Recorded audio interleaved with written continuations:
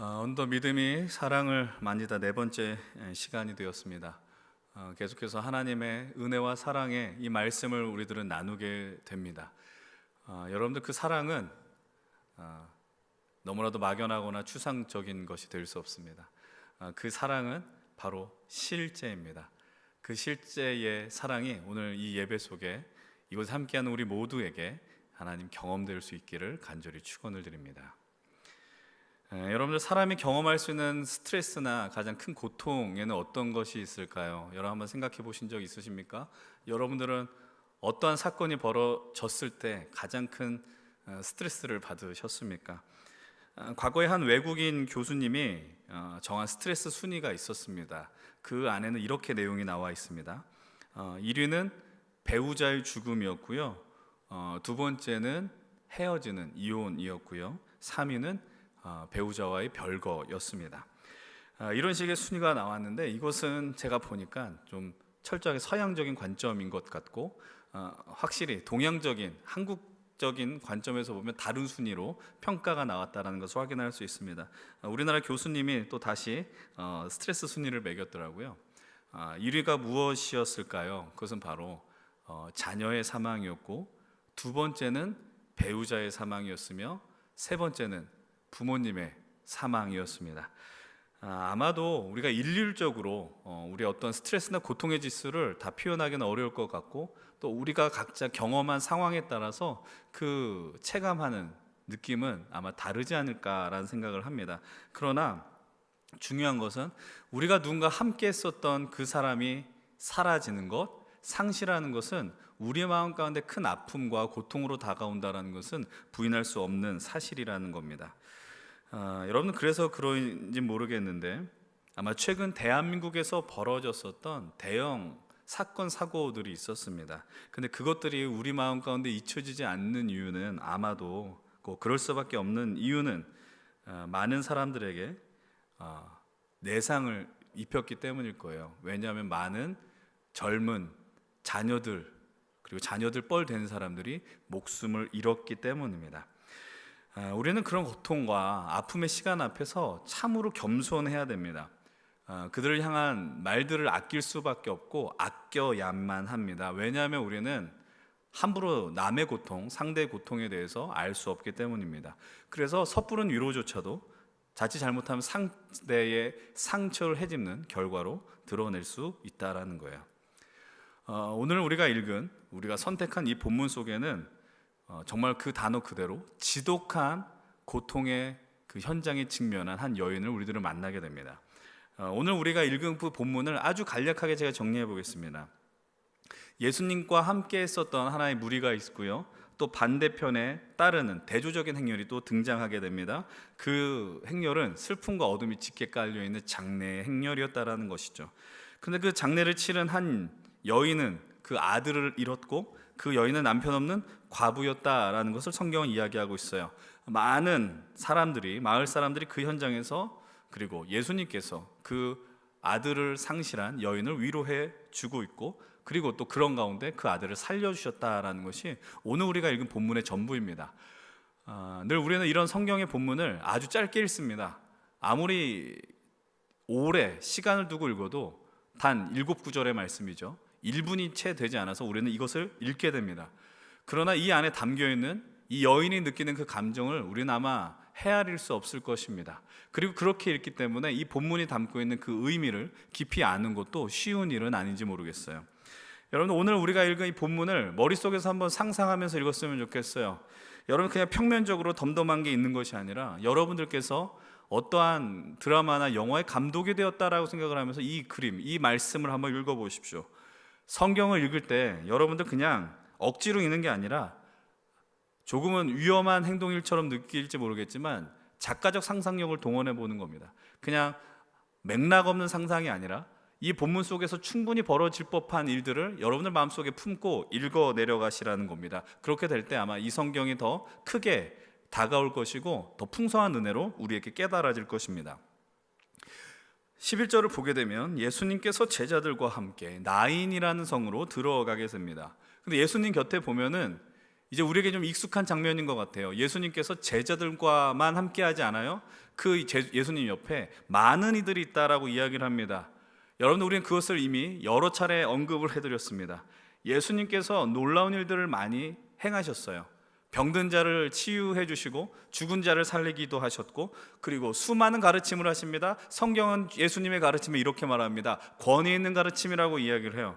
이런 과정 속에서 사람들은 예수님을 칭송합니다. 정말 우리가 기다렸었던 메시아가 왔다라고 사람들은 흥분하기 시작하는 거예요. 복음서를 읽게 되면 예수님은 아주 작은 마을 갈릴리에서부터 예수님 당신의 사역을 시작을 하십니다. 그러나 예수님의 명성이 이제 전 유대 전역으로, 이스라엘 전역으로 퍼지게 되죠. 그래서 많은 사람들이 열광하고, 이제 예수님은 한 작은 마을에서만 사역이 아니라 온 이스라엘에 영향력을 끼치는 유명 인사가 되었다라는 겁니다. 그래서 사람들은 말합니다. 저 사람이야말로 우리가 그토록 기다렸었던 메시아가 아닌가라고 사람들 마음속에 기대감을 품는 것이죠.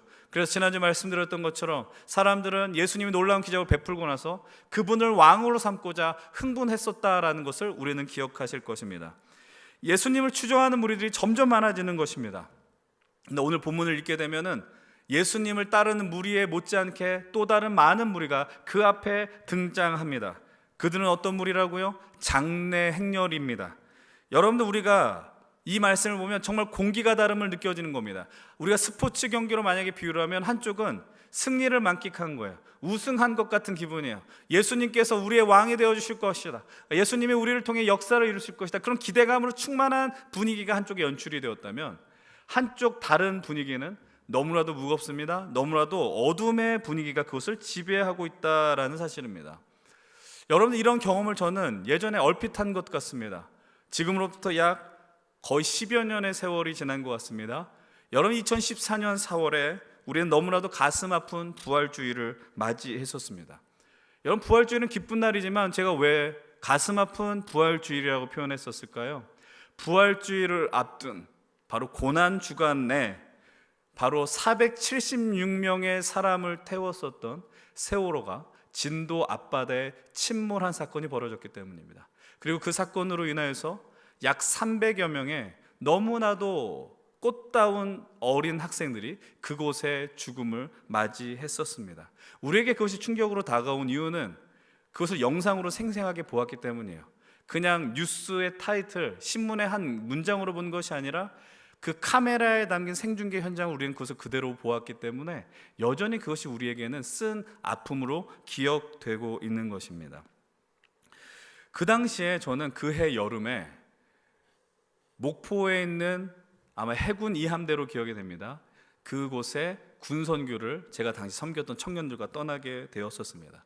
약 일주일의 사역을 했었고요. 이제 모든 사역이 마무리되고 바로 서울로 복귀하기 그 전날, 저는 제 함께 동역했었던 군목 친구 목사에게 한 가지 제안을 받게 됩니다.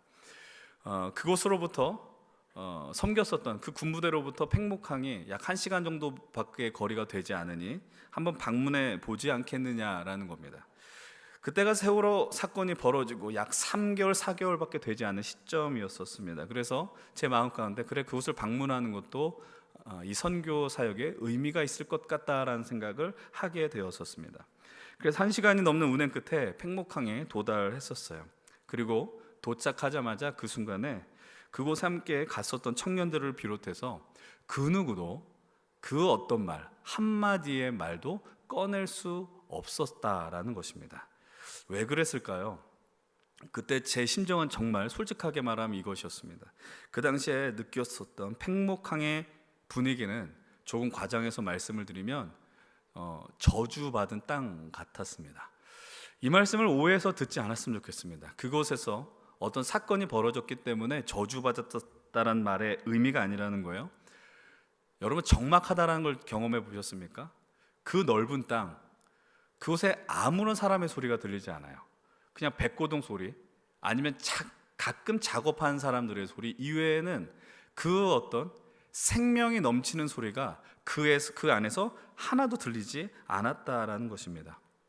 죽음의 기운이 덮쳤다, 이것이 아니라 정말 많은 사람이 사랑하는 이가 그곳에서 희생되었다는 그 아픔 때문에 정말 그것은 적막하였고, 정말 10년이 지난 오늘에서도 그때 그 감정을 잊을 수 없었다라는 거예요. 저는 오늘 말씀을 보면서 그 당시가 생각이 났습니다. 아마도 오늘 본문에 등장하는 이 장례 행렬이 마치 그런 어두움, 적막한 분위기가 아니었을까라고 생각을 하게 되었습니다. 여러분, 그런 배경을 이해한 채로 오늘 한번 우리 12절의 말씀을 읽어 내려가면 좋겠습니다. 12절 말씀입니다. 함께 읽겠습니다. 성문에 가까이 이르실 때 사람들이 한 죽은 자를 메고 나오니 이는 한 어머니의 독자요 그의 어머니는 과부라. 그 성에 많은 사람도 그와 함께 나오거늘. 오늘 이 짧은 구절을 좀 길게 다루려고 해요. 여러분들, 이 말씀을 통해 드러내려고 하는 감정을 여러분들 발견하셨습니까? 일단 차근차근 한번 보십시다. 예수님께서 성문에 가까이 이르셨습니다. 그때 사람들이 죽은 자를 메고 나오고 있다라고 이야기합니다. 이것이 첫 번째 그림입니다. 여러분들 장례식장에 가보셨습니까? 여러분들 예전에는, 요즘은 거의 그런 단어를 쓰지 않는데 호상이라는 단어를 종종 썼었습니다. 여러분들 누군가 돌아가실 때 천수를 누리고 그리고 건강하게 돌아가셨을 때 그 죽음을 호상이라고 표현을 했었습니다. 호자는 좋을 호자였습니다. 여러분들 아무리 그런 장례 자리일지라도 제 개인적으로 그렇게 느꼈어요. 아무리 그런 죽음일지라도 호상이란 단어는 너무 무례한 단어가 아닌가, 이런 생각을 해봤었습니다.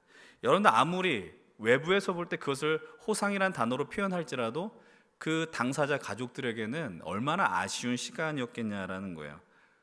좀 과도한 예일지 모르겠지만 희대의 살인마라고 불렸었던 히틀러라든지 아니면 과거에 오사마 빈라덴 아니면 사담 후세인 같은 사람일지라도 사람들 그들의 죽음을 다 기뻐하였지만 그들의 가족들은 그래도 적어도 좀 슬퍼하지 않았겠습니까?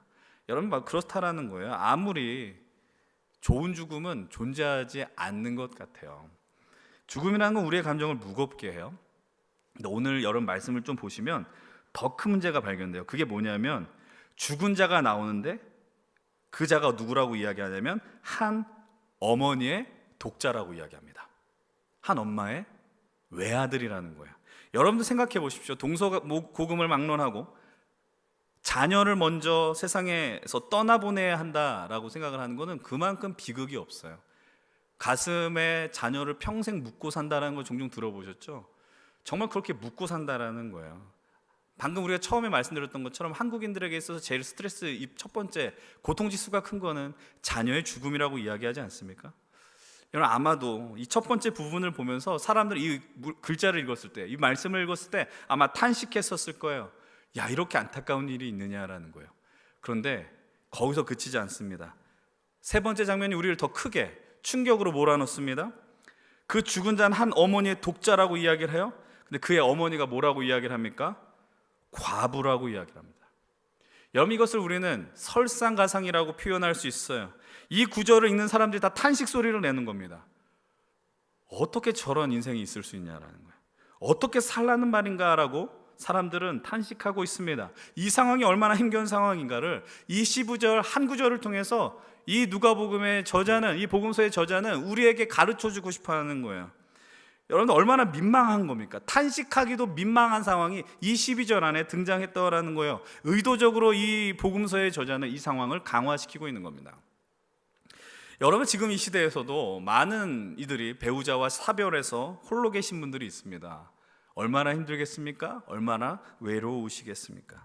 그러나 우리는 그 상황을 놓고 힘들고 어렵지만 끝이라고 이야기할 수 없어요. 힘겨운 상황 속에서도 그것을 극복하고 살아내는 멋진 분들이 여전히 오늘 우리 이 시대에 존재하고 있기 때문이죠.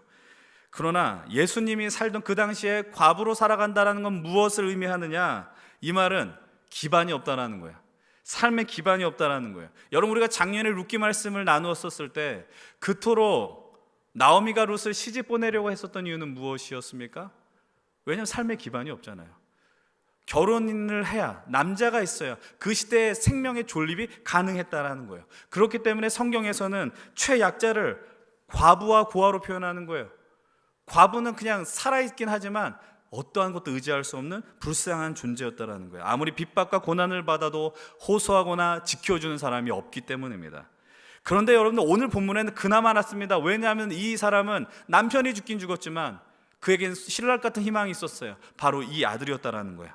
이 아들이 있었기 때문에 이 여인 아마 힘을 얻고 살아갔을 것입니다. 아무리 누군가 핍박하고 누가 무시했을지라도 그래, 내 사랑하는 아들이 있었기 때문에 나는 그것을 견뎌나갈 수 있어라고 고백하며 나갔었을 거예요. 한 줄기 빛이었고 소망이었습니다. 그런데 그 한 줄기 빛과 소망이 산산조각 나듯이 다 사라졌다라는 겁니다.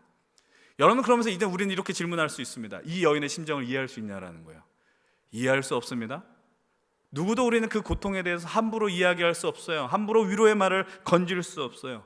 이 여자가 아무리 과도하게 운다 할지라도 그것을 나무랄 수 없어요. 그저 울어야 하는 상황, 처참한 상황에 놓여 있다라는 것이죠. 그래서 이 여인의 상황을 더 강화시키는 게 있어요. 그것이 무엇이냐? 본문 12절은 이렇게 이야기합니다. 수많은 사람이 그 여인과 함께 하더라라는 겁니다. 여러분, 장례식장에 가면은 많은 사람들이 몰려있는 그런 장례식장이 있습니다. 왜요? 그 죽은 사람이, 아니면 그 죽은 사람의 가족이 유력한 사람이면 장례식장에 손님이 넘쳐납니다. 근데 여러분 생각해 보십시오. 이 여인에게 힘이 있었을까요? 아니면 이 죽은 아들이 힘이 있었을까요? 아직 그런 힘을 갖출 위치도 아니었을 것이고, 이 여인 역시 남편을 잃은 상황이었기 때문에 누구도 관심을 가질 상황이 아니었다라는 겁니다. 그런데도 많은 사람이 있었습니다. 이유는 하나입니다. 너무나도 불쌍한 거예요. 너무나도 불쌍하니까 수많은 사람들이 이 여인과 함께 이 장례 행렬에 동참했다라는 것입니다. 근데 더욱더 안타까운 건 뭔지 아십니까? 이렇게 안타까운 상황에 수많은 사람들이 모여 있지만 이 여인을 위로할 수 있는 사람, 진심으로, 그리고 이 여인을 회복시켜 줄 수 있는 사람은 단 한 사람도 없었다라는 것이죠. 너무나도 기가 막혀서 얘기조차 못 꺼냈을 것입니다. 여러분, 지금 성경은 이걸 얘기하고 있는 겁니다. 이 여인이 얼마나 아파하고 있느냐라는 거예요. 그리고 그 누구도 위로할 수 있는 사람이 없다라는 거예요. 여러분, 이 답답하고 절망 가운데 있는, 고통에 빠져 있는 이 여인을 누가 위로하겠습니까? 오늘 본문의 중요한 핵심 사항은 이것입니다. 누구도 이 여인의 과도한 슬픔을 위로할 수 없다라는 거예요. 희망도 없고 노래할 수도 없고 이 여인에게는 절망만이 남아있다라는 것이죠. 그러나 오늘 여러분들, 우리는 늘 그렇습니다. 우리가 말씀을 읽어 내려갈 때 이것에 놓여진 절망과 아픔에만 집중하게 되면 정말 하나님이 우리를 향하여 주시고자 하는 말씀 뜻을 발견해낼 수 없다라는 거예요. 동일합니다. 오늘도 이 여인의 과도한 슬픔에만 집착하면 하나님이 오늘 우리를 향해서 주시는 말씀을 우리는 제대로 이해할 수 없어요. 여러분, 우리는 복음에 대한 이야기를 상당히 많이 합니다. 복음은 무엇이냐라는 질문을 많이 하죠. 여러분, 복음은 좋은 소식이고요, 기쁨의 소식입니다. 그럼 여러분, 오늘 이 말씀 속에서 존재하는 복음이 무엇이겠습니까? 말씀을 통하여 여러분 발견하셔야 돼요. 아무도 위로할 수 없는 이 여인 앞에, 절망과 죽음과 슬픔에 깊게 들어가는 이 여인 앞에 누군가 서 있다라는 겁니다. 그것이 이 여인에겐 복음입니다. 그분이 누구 있습니까? 누가 서 있습니까? 바로 예수 그리스도예요. 예수 그리스도가 서 있다라는 게 이 여인에겐 인생 일대의 최고의 복음이었어요. 여기서 놓치면 안 되는 게 있습니다. 그것은 바로 우리 주님께서 이 여인에게만 서 있는 것이 아니라는 겁니다. 이 세상에 존재하는 모든 인생 가운데, 그리고 세상에 주어진 현실이 너무나도 절망적이고 어떻게 이런 일이 벌어질 수 있나, 그래서 이런 마음을 부여잡고 머리를 쥐어뜯고 통곡하며 슬퍼하는 인생 앞에서도 기억하십시오. 주님은 그 앞에 서 있다라는 거예요. 이 사실을 믿으셔야 합니다. 이것을 우리는 그래서 복음이라고 이야기할 수 있는 겁니다. 수많은 사람들이 우리 곁에 있죠. 함께 합니다. 그리고 그들을 통해 우리는 위로를 받습니다. 그러나 그 고통의 근본을 해결해 줄 수 없는 거예요. 누구도 내 문제를 해결해 줄 수 있는 사람이 없다라는 거예요. 그래서 여러분들이 사람들에게 이야기하지 않아요. 나이가 먹으면 먹을수록 어떤 일이 벌어진지 아십니까? 예전엔 철이 없었거든요. 그러니까 내 마음에 있는 속 얘기를 다 한다고요. 내가 이래서 힘들고 저래서 힘들다라는 거예요. 그런데 나이가 먹고 나고 20대 후반이 되면은 그냥 겉으로만 친해집니다. 내 속 얘기를 나누지 않습니다. 그래서 뭐라고 이야기해요? 사회생활에서 만난 사람들, 아니면 대학생이 되고 만난 사람들과는 별로 깊은 얘기 나누지 않습니다. 이런다라고요. 여러분 기억하십시오. 그럼에도 우리가 어떠한 상황 속에서도 누구에게 말할 수 없는 그 앞에 우리 주님이 우리를 기다리고 있다라는 것입니다. 그런데 안타까운 건 무엇이냐면 내가 그 고비를 넘고 또 넘고 그래서 조금은 살 것 같은 그 현실이 여러분들 앞에 놓여 있는데 또 다른 고비가 우리 눈앞에 있다라는 거죠. 그래서 화가 나잖아요. 그러면서 질문 던지잖아요. 내가 왜 예수님을 믿는데, 내가 교회를 다니는데, 내가 믿음을 갖고 사는데 여전히 왜 아픔의 현실은 그대로 있느냐라는 것입니다. 그럼에도 우리는 기억하셔야 됩니다. 복음이 있다라는 것이죠. 주님이 우리 앞에 있다라는 겁니다. 그럼 이제 다시 한번 우리가 말씀으로 우리의 시선을 돌려보십시오. 제가 말씀드렸죠. 이 과부는 과도한 슬픔과 고통 속에 있다라는 거예요. 이 과부에게 오신 것이, 주님이 오신 것이 복음이라고 말씀을 드렸습니다. 그렇다면 이 과부에게 오신 예수님의 마음을 살펴보십시오. 오늘 본문은 이렇게 이야기를 해요. 한번 13절의 말씀을 한번 같이 읽어봅시다. 13절입니다. 시작. 주께서 과부를 보시고 불쌍히 여기사 울지 말라 하시고. 오늘 주님이 여인을 어떻게 대하세요? 여인을 보는데 불쌍히 여겼다라고 이야기합니다. 불쌍히 여기는 것. 여러분들, 예수님이 복음서에서 불쌍히 여겼다라는 단어가 나오면 기대하셔야 돼요. 불쌍히 여긴다라는 글자가 나오면 그 다음에 역사가 벌어지거든요. 이런 마가복음 말씀 속에 오병이어 사건 속에서도 이 단어가 또 등장합니다. 예수님이 나오는 무리들을 보면서 이렇게 말씀하세요. 마가복음 6장 34절입니다. 함께 읽습니다. 예수께서 나오사 큰 무리를 보시고 그 목자 없는 양 같음으로 인하여 불쌍히 여기사 이에 여러 가지로 가르치시더라. 아멘. 백성들이요, 목자 없는 양같이 방황하는 것처럼 보이니 불쌍히 여겼대요. 이거는 단순히 리더가 사라졌고 우리 교회로 치면 어떤 목회자가 사라지고 그래서 불쌍하다라고 말하는 게 아니에요. 목자 없는 양 같다란 말의 의미는 쉽게 말씀을 드리면 방향을 잃은 인생이에요. 길을 잃어버린 인생이에요. 어디에 내가 시선을 둬야 할지 모르고 내가 무엇을 의지해야 될지 모르는 인생을 바라보면서 예수님이 그들을 보면 불쌍히 여긴다라는 거예요. 여러분, 인생은 그래요. 길을 잃은 게 우리의 본성이에요. 그래서 우리에겐 갈망이 있다고요. 살고자 하는 의지가 넘쳐난다고요. 근데 그 살고자 하는 방법을 몰라요. 우리들 알잖아요. 예수 그리스도라고요. 근데 그것을 모르는 이를 보니 예수님이 불쌍히 여길 수밖에 없다라는 겁니다. 근데 그 불쌍히 여기는 마음은 단순히 불쌍하다 이 단어로 끝난 단어가 아니에요. 동정심을 느낀다라는 단어로 끝나지 않아요. 여러분, 이 단어의 원문 여러분 들어보셨을 겁니다. 스플랑크 니조마이라는 단어입니다. 불쌍히 여긴다. 창자가 끊어지는 듯한 아픔이라는 뜻을 품고 있습니다. 창자가 끊어질 듯한 아픔은 무엇일까요? 여러분들 가운데 좀 습관적으로 장염에 많이 걸리시는 분들 계십니까? 아니면 장이 꼬였다라고 하는 분들 계십니까? 아프죠? 고통스럽죠? 그런데 끊어진 건 아니잖아요. 이 말의 의미는 죽을 정도의 고통이라는 거예요. 죽을 정도의 고통. 여러분 생각해 보십시오. 아무도 의지할 곳 없는, 기댈 곳조차 없는 이들을 보면서 주님이 더 깊게 고통하고 있다는 거예요. 예수님 마찬가지입니다. 오늘 이 여인 앞에서 어떻게 불쌍히 여기는 거예요? 가슴 깊은 곳에 막 그 탄식이 나오는 거예요. 그리고 그 여인의 아픔에 공감하고 있어요. 단순히 여인을 보는 게 불쌍히 바라본다라는 게 아니라는 거예요. 그냥 어깨를 치면서 힘내라고 격려의 수준이 아니라는 거예요. 책임져 주겠다라는 거죠.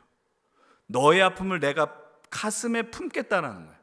당신의 아픔이 너의 아픔이 나의 아픔이라고 이야기하는 거예요. 네가 아프면 내가 아프다라는 거예요. 그러니까 단순히 어떤 드라마 대사를 떠올리는 수준이 아니라 진짜 그 아픔을 다 몸소 받아들이신다라는 거예요. 기억하십시오. 이것 역시도 복음입니다. 하나님은 둔감하신 하나님이 아니에요. 우리의 삶을 모른 척하는 하나님이 아니라고요. 내버려 두는 하나님이 아니라는 겁니다. 오늘 우리는 이 여인의 고통과 이 슬픔의 상황을 이해할 수 없고 또 묘사할 수도 없잖아요. 왜냐하면 우리가 누군가를 향해서 참 불쌍해. 여러분들 텔레비전 프로그램 보면서 너무나도 힘겨운 사람 보면서 안타까워라고 우리가 불쌍하다는 마음을 먹지만 몇 시간이 지나면 그 사람이 생각나지 않아요. 왜냐하면 그게 내일이 아니기 때문이에요. 여러분, 얼마 지나지 않은 일입니다. 10월 29일에 믿을 수 없는 사건이 하나 벌어졌어요. 여러분, 제가 지금 10월 29일이라는 단어를 이야기했지만 그날에 뭐가 있었지라고 생각하는 사람들이 있잖아요. 생각을 못하는 거예요. 왜냐하면 그 내일이 아니기 때문이에요. 여러분, 우리는 나일이 아니기 때문에 쉽게 잊어버립니다. 그뿐만이 아닙니다. 우리 뇌 속에요, 너무 고통스러운 일이 일어나면은 어떠한 물질이 막 일어나서 그 고통을 잊게 하는 그런 일들이 벌어진대요. 여러분, 제가 여러분들이 누군가의 고통을 외면하고 잊어버리는 것에 대해서 그거 나쁜 일이야 라고 말씀을 드리는 것이 아닙니다. 이걸 왜 말씀을 드리냐, 우리들이 하는 동정과 공감의 수준은 한계투성이라는 거예요. 여러분, 우리는 많은 사람들에게 공감을 얻기를 원하잖아요. 자꾸 붙들고 얘기를 하는 거예요. 근데 얘기하면 그 사람이 들어주는 것 같지만 아니에요. 그것을 공감하는 실력이 없어요. 우리는 그렇게 창조되었어요. 그런데 우리 주님은 다릅니다. 약간 좀 표현이 그런데 우리 주님의 사랑은 일회용이 아닙니다. 이 여인의 슬픔을 자신 안으로 막 집어넣고 계시는 거예요. 그러니까 아파하는 거죠. 여러분, 이것과 비슷한 아픔을 갖는 게 뭐가 있을까? 저는 엄마의 아픔이라고 생각을 해요. 아빠도 아닌 것 같아요. 제가 키워보니까 엄마의 그 마음을 따라갈 수 없더라고요. 애가 우는데 밤에 저는 자는 척을 했거든요. 근데 엄마는 깨나더라고. 여러분, 신기하지 않아요? 여러분들이 아팠어요, 어렸을 때. 근데 엄마가 아파한다니까요. 처음 아이를 키울 때 어떤 일이 벌어지는지 아십니까? 아픈데 왜 아픈지 몰라. 애가 우는데 엄마도 같이 울어요. 그게 엄마의 마음이라는 거죠. 근데 여러분들, 우리 예수님이 그 창자가 끊어질 듯한 고통이 바로 그런 것을 의미하는 겁니다. 그래서 성경은 우리 예수님을 향하여 이렇게 표현합니다. 히브리서 4장 15절의 말씀입니다. 이렇게 말씀하시죠. 우리에게 있는 대제사장은 우리의 연약함을 동정하지 못하시리가 아니다. 근데 이 번역, 이전의 번역이 있어요. 개역 한글의 번역이 더 우리의 마음을 와닿게 해요. 함께 읽어보겠습니다. 시작. 우리에게 있는 대제사장은 우리 연약함을 체휼하지 아니하는 자가 아니요. 별로 안 쓰는 단어입니다. 체휼이라는 겁니다. 체휼이라는 단어의 뜻이 뭐예요? 몸으로 느끼는 거예요. 그러니까 우리 주님이 우리가 고통을 당하고 아파할 때, 아, 너 아프구나, 공감하는 게 아니라 당신이 아파하는 것처럼 동일하게 아파한다라고 성경은 증언하고 있다는 겁니다. 여러분, 그 사실을 믿으십시오. 우리 주님은 오늘 여러분들의 아픔을 외면하지 않아요. 같이 동일하게 함께 아파하고 계십니다. 기억하고 있습니다. 여러분, 오늘 우리는 11절의 말씀을 통해서 재미있는 것을 하나 발견합니다. 그것이 무엇이냐면 이들이 있는 지금 이 지역의 이름이 뭐냐라는 겁니다. 예수님께서 나인성이라는 곳에 갔다라고 이야기를 합니다. 나인이라는 뜻은요, 기쁨이라는 뜻이거든요. 근데 여러분, 기쁨의 성에 들어갔는데 기쁜 일이 하나도 없어요. 여러분, 이 세상이 그렇다고요. 하나님이 우리를 에덴 동산으로 지어주셔서 살게 하셨어요. 근데 죄악이 들어왔습니다. 모든 게 깨어졌습니다. 에덴 동산의 기쁨을 누려야 되는 우리들의 인간의 한계와 연약함과 죄악으로 인하여 고통을 누리고 아파하며 살아가고 있다는 겁니다. 이 땅도 마찬가지입니다. 하나님이 우리에게 나인, 기쁨을 누리도록 세상에 보내주셨는데 그곳에 희망조차 사라지는 현실이 놓여졌다는 거예요. 예수님은 그래서 그 마음속에 품는 것이죠. 이 여인의 삶이 진짜 기쁨의 삶이 되기로, 그리고 행복한 인생의 길로 갈 수 있도록 내가 그들의 인생을 책임지겠노라 결단하셨다라는 사실입니다. 사랑하는 우리 힘센 청년 동역자 여러분들, 예배자 여러분들, 여러분, 오늘 우리가 이 시간에 이 예배 가운데 선택해야 하는 일이 무엇일까요? 그것은 단 한 가지입니다. 그 하나님이 우리를 위로하시고 치료하기로 작정하신 하나님이심을 믿는 것입니다. 우리들이 예수를 믿는다라는 건 내가 믿어 이런 소리가 아니라요, 놀라우시고 광대하신 그 하나님이 늘 우리와 함께 하심을 믿는 게 믿음이라는 거예요. 여러분, 그것을 기억하면 힘이 생겨요. 여러분, 그것을 잊지 않았으면 좋겠어요. 여러분의 절망과 아픔과 고통의 순간에서도 그래, 내가 의지하며 믿는 그 주님은 오늘도 나를 기억하시며 내 아픔과 내 절망에 공감하시고 체휼하시는 그 하나님이시라는 것을 떠올려내십시오. 그러면 살아날 것입니다. 여러분, 그 인생은 결코 죽지 않게 될 것입니다. 이제 우리 이 말씀 가운데 예수님의 모습에 다시 한번 집중하셨으면 좋겠어요. 예수님의 그 진심의 사랑의 모습, 사랑의 마음이 어떤 행동으로 이끌어내느냐, 다시 한번 본문 13절을 보십시오. 13절에 이렇게 말씀하십니다. 주께서 과부를 보시면서 불쌍히 여기고 뭐라고 말씀하십니까? 울지 말라라고 이야기를 합니다. 저는 이 본문을 보면서 막 어처구니가 없었습니다. 왜냐하면 이게 가당킨 한 말이냐라는 겁니다. 이 여자는 울어야 돼요. 울어야지 살아야 돼요. 여러분 슬픈 일이 있습니까? 우셔야 합니다. 울음을 억지로 참으면 병나요. 더 아픔이 가중될지 몰라요. 근데 왜 이 여인을 향하여서 울지 말라라고 이야기하실까요? 내가 네 눈물 닦아줄게, 이런 말씀일까요? 여러분, 제가 분명하게 말씀을 드리겠습니다. 주님이 울지 말라라고 이야기한 건 이 여인의 인생 속에, 이 여인과 슬픔, 절망 속으로 주님께서 분명하게 그리고 적극적으로 개입해 들어가 역사하실 것을 강력하게 드러내시는 의지의 표현이라는 거예요. 울지 말라라는 건 정말 내가 너를 책임지겠다는 거예요. 너의 그 인생에 내가 들어가서 너를 붙들고 내가 새로운 삶을 나가도록 책임져 줄 것이다라는 주님의 강력한 의지가 이 말씀 속에 담겨 있음을 믿으시기 바랍니다.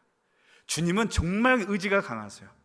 여러분들을 살리겠다, 여러분들을 회복시키겠다는 그 의지로 충만하시더라라는 겁니다. 그 의지의 표현이 점점 더 강화됩니다. 이제 그 말씀의 의미는 무엇입니까? 본문 14절 함께 보겠습니다. 14절입니다. 시작. 가까이 가서 그 관에 손을 대시니 맨 자들이 서는지라.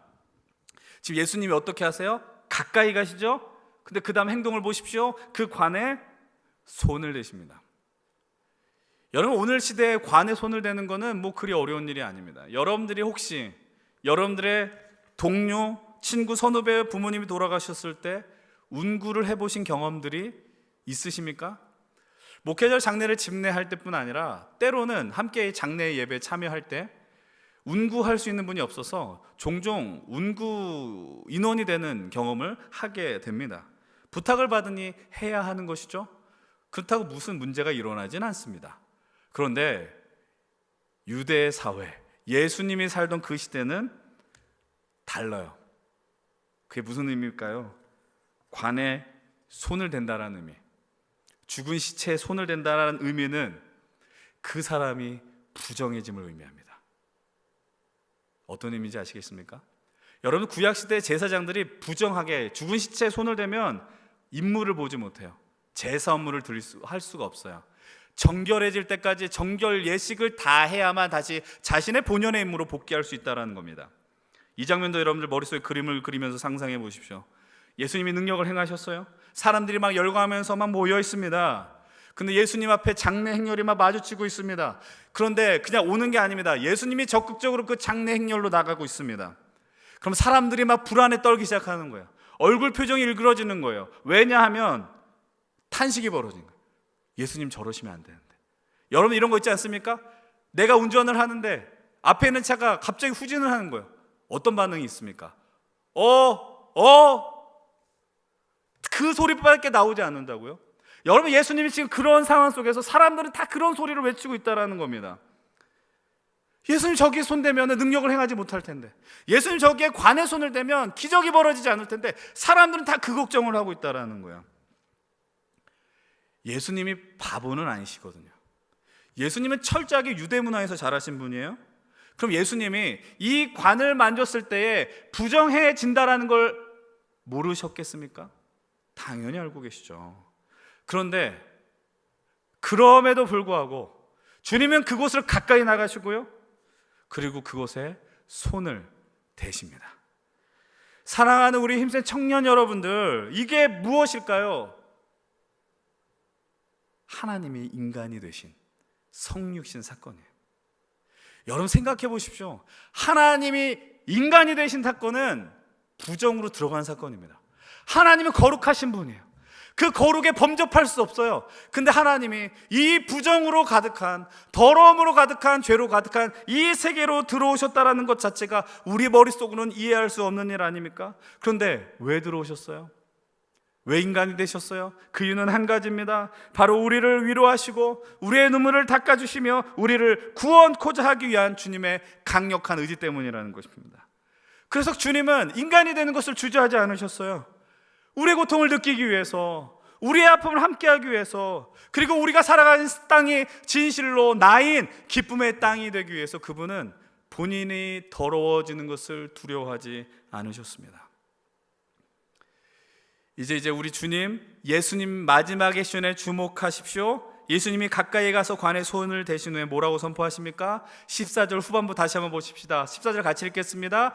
가까이 가서 그 관에 손을 대시니 맨 자들이 서는지라. 예수께서 이르시되 청년아 내가 내게 말하노니 일어나라 하시매. 청년아 일어나라. 모든 것을 상실한 이 여인을 향하여, 모든 것을 다 잃어버리고 죽을 것 같은 이 여인을 향하여 그 슬픔과 아픔과 절망을 몰아내는 생명의 울림이 바로 이 외침이었습니다. 청년아 일어나라 라는 겁니다. 이 외침은 이제 더 이상 이 여인만을 향한 생명의 선포가 되지 못합니다.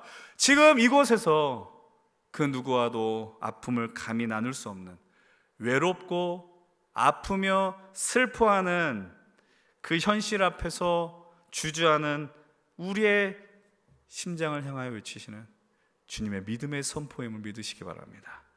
사랑하는 우리 연신교회 청년들아 일어나라. 사랑하는 연신교회 성도들아 일어나라. 오늘 주님은 우리의 심장을 향하여 말씀하고 계신다라는 겁니다. 주님의 마음을 아셔야 됩니다.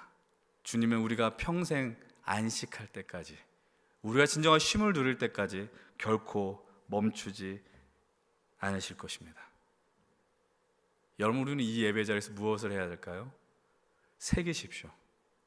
주님을 새기십시오. 주님의 마음을, 주님의 말씀을 여러분들의 영혼에 새기십시오. 그래야 살 수 있어요. 그래야지 죽지 않아요. 여러분, 세상은 너는 실패하면 아무것도 아니야 라고 막 무시합니다. 절망의 자리로 우리를 내려 끌려 합니다. 그러나 여러분, 이 외침을 기억하신다면 여러분은 결코 죽지 않을 것입니다. 사랑하는 여러분들, 이제 주님이 오늘 우리에게 직접 찾아오십니다. 가까이 오십니다. 우리가 힘들고 어려운 순간이 있을 때 기도하기 어려울 수 있어요. 기도가 터져나오지 않는 순간이 있어요. 여러분, 우리의 믿음에 문제가 생기면 예배하는 것이 힘겨울 수 있어요. 선포되는 말씀이 우리 귀에 들리지 않는 순간이 있어요. 내 마음이 공고하고 상처투성이라고 스스로 규정하면서 스스로 자포자기한 순간이 이루어질 수 있다고요. 근데 그런 순간에 우리 주님은 우리를 회피하지 않으십니다. 그리고 가까이 오시고요, 상상을 초월한 행동을 하십니다. 그 관에 손을 대셨던 것처럼 우리를 만져주십니다. 믿음이 사랑을 만진다고 고백하잖아요. 우리가 주님의 사랑을 만진다라고 이야기하잖아요. 아니요, 주님이 우리를 먼저 만져주신다라는 사실을 기억하십시오. 우리가 힘이 없어, 여러분들 정말 주님 앞에 나가는 게 힘겨운 분들이 계십니까? 걱정하지 마십시오. 두려워하지 마십시오. 주님이 오실 것입니다. 힘이 없으면 담대하게 외치십시오. 두 손 들고 항복한다라고 고백하십시오. 여러분들이 왜 두 손 들고 기도하신지 아십니까? 주님, 내가 힘이 없습니다. 주님, 내가 주님 앞에 항복합니다. 이 시간 나에게 오십시오. 그래서 두 손을 들고 있다라는 것입니다. 사랑하는 여러분들 기억하십시오. 그분은 평생토록 우리를 찾아오실 것입니다. 우리의 인생에 신방하실 것입니다. 그리고 그 자리에서 우리를 향하여 울지 말라고 말씀하시며 우리의 눈물을 닦아주실 것입니다. 그리고 그런 인생을 향하여 가까이 오셔서 우리에게 손을 대실 것이고 내가 너와 함께 할 것이라 말씀하십니다. 그리고 그 아픔과 절망과 고통 깊은 어둠을 향하여 우리가 나아갈 때에 주님은 말씀하시는 거예요. 그 자리가 절대로 끝이 아니라고 말씀하실 것입니다. 기억하십시오. 여러분들 그것이 끝인 것 같지만, 절망의 자리인 것 같지만, 주님이 함께 하시면 그곳은 끝이 아니라 새로운 생명의 역사의 자리가 될 것임을 믿음으로 고백하십시오. 예수 그리스도가 계시면 그 안에 새로운 생명이 잉태할 것입니다. 새로운 역사가 일어날 것입니다. 그 은혜를 영원토록 누리십시오. 그 은혜를 갈망하십시오. 세상에 그 은혜를 빼앗기지 마십시오. 여러분들 바빠진다라는 것이 여러분들의 그 은혜를 빼앗는 정당한 이유가 될 수 없습니다. 하나님을 향한 그 사랑을 영원토록 누리시면서 이 믿음의 길을 걸어가십시다. 하나님 나라를 살아가시면서 하나님 나라의 뿌리를 내리시면서 청년아 일어나라, 힘센 청년들아 일어나라, 이 위대한 음성을 들으며 승리의 걸음을 내딛읍시다. 그리고 여러분들의 그 삶의 자리가 진실로 나인이 되길 축복합니다.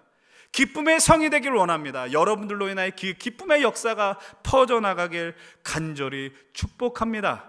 여러분들 믿음을 갖고 산다라는 건 우리의 참 기쁨이며 영광스러운 일임을 다시 한번 말씀을 드립니다. 이 영광의 자리를 떠나지 마십시오.